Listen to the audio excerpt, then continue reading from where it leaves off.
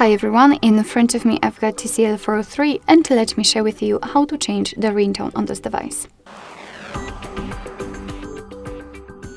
So let's start with opening the settings, and here we have to find the section Sound and Vibration. Now let's scroll down a little bit to find this ringtone, phone ringtone and vibrate. So let's tap, and we've been transferred to the full list of available ringtones from which we can choose. Here you can also decide whether you want to feel the vibration when the phone will ring. It's up to you. You can simply turn it off and on just by tapping on this switcher. So in order to listen how the particular ringtone sounds, you have to simply tap on it. So let me pick maybe this one. And basically this is how to check whether you like the ringtone or not. After deciding that you like it, simply make sure that it is marked and go back.